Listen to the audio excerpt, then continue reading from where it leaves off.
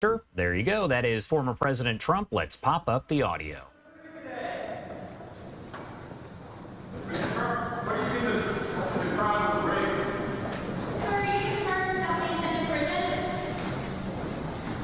Thank you very much.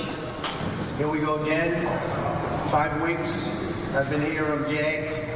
I'd like to answer all of your questions. They're very easy questions to answer, but I'm gagged, so I can't talk as much as I would like to about this ridiculous case that's hurting our country so badly. Some of the reviews from yesterday are and by the way, everyone's against this case. I haven't seen one legal scholar or expert in the law say that this case should have been filed. It should not have been filed, or at a minimum, it should have been filed 7 years ago. It's 7 years old. Everybody turned it down, including federal elections turned it down. Southern District turned it down. Bragg turned it down. Then he rejuvenated it when I was running for office. It's a terrible thing.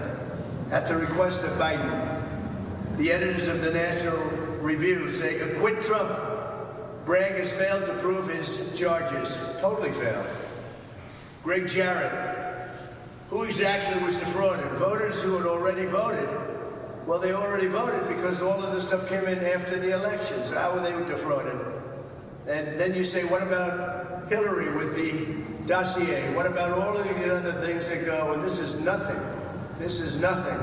But what about all of the corruption, the voter fraud that you've seen over the last year on behalf of the Democrats, and nobody talks about it? This is ridiculous what they're talking about. This is called running for office. Greg Jarrett, the government, which received full payment on all taxable income. The government, by the way, received full payment. The taxes were paid in full. In fact, they make comment on that. Even if the taxes were paid in full, the Federal Elections Commission that concluded the money paid did not constitute a campaign contribution under the law. And remember, this judge wouldn't allow us. Look, he's a very conflicted judge. Everybody knows that. You don't want to talk about what the conflict was. I'm not allowed to talk about it because of a gag order that he put on me. It's the one subject he really doesn't want to talk about. There was no fraud. There was no conspiracy. It's that simple. Moreover, without a primary crime, there can be no secondary crime. It's a classic lawfare, weaponizing statutes because the law has been, because no law has been broken. That was Greg Jarrett. Ellie Honig, legal analyst for CNN. The crime here is not easy to explain or to understand. It's just not understandable. In other words, there is no crime. This is CNN. Catherine Christian from MSNBC, I call it MSDNC, legal analyst. It's difficult because it's a very nuanced argument. It's never been prosecuted before. This is an argument that has never been prosecuted before. And hopefully it'll never be prosecuted again. Andy McCarthy, this is anything but standard. It's the antithesis of standard, actually. The idea that they do not have to agree on what the other crime is. We spent 6 weeks wondering, what is the other crime? What is the other crime? And at the end, the thud we all get is this. There's 3 or 4 of them, and you could pick one from the other, and they don't have to agree on anything. And what he's saying is it's so corrupt. Nobody's ever heard of a thing like this. It's called pick 'em. It's like the lottery. Pick 'em. You pick 'em. And you don't have to be, even though in a criminal case you have to be unanimous, you don't have to be. Just give a couple of votes, because the judge, unfortunately, is corrupt. Judge Jeanine Pirro, no one has heard of this. It's like as a menu column A, B, or C.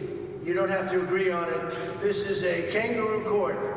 This is unheard of. I've never seen anything like it. I've done this for 32 years. I'm not a federal prosecutor. I'm a state prosecutor, so I know what I'm talking about. I'm not a federal judge. I'm a county judge, just like Bersha. This is New York law. This is my wheelhouse. He is 100% wrong. He's wrong. That's what Jeanine Pirro, very good woman, very smart woman. Jonathan Turley, this is becoming a 3-card Monte game on where is the crime? Smart guy, where is the crime? Mike Davis, the U.S. would sanction a country for doing this. I think that's good. I think that's good. Steve Hilton, it seems that every single day these proceedings go on, the judge and the prosecutor just go out of their way to prove Trump's point. And I guess they are proving my point when you think. That's why I write some of these things that are very sad. Mark Levin, this Stalinist-like case, it's a Stalinist-like case. It has prevented President Trump from running for office. It has prevented him from campaigning. He's unable to campaign because he's been in a courthouse for 5 weeks. And yet we just had a poll came out, NPR. Trump's 54, Biden's 42. And that's with independents. That's the best we've ever had. They said this is the single best poll that Trump has ever had with independents. Trump's largest lead among independent voters, NPR Marist College, 44-28. And Junior is way down, way down. But it's 44. Junior is extremely liberal. By the way, he's extremely radical left. I think you know that. But he seems to be hurting Biden probably a little bit. So that's it. It's a disgrace. The millions and millions of dollars that are spent daily on this case. Outside, it looks like it's Fort Knox, like they're guarding this. I've never seen so many policemen. Now, with Columbia University, you can plant a tent right in front of the main door, no problem. NYU, just put your tent up. Don't worry about it. Over here. But I just want to say that this is a very sad day for America. The whole world is watching. And it's a very sad day for New York. I've gone through 2 of these trials already. It's with the same kind of a judge. It's all worked. It's all rigged. The whole thing, the whole system is rigged. Judge Engoron was overturned 5 times in my case. And he's going to be overturned again. And we were treated very, very badly. And the outside world is watching, and the outside world is just not going to bring their business to New York. And that's going to cost the city trillions and the state trillions and trillions of dollars. Businesses are leaving, and people are fleeing. So you can see the quotes yourself, and thank you all very much. We'll comment later on in the evening, but we'll be here, it looks like a long time. Thank you.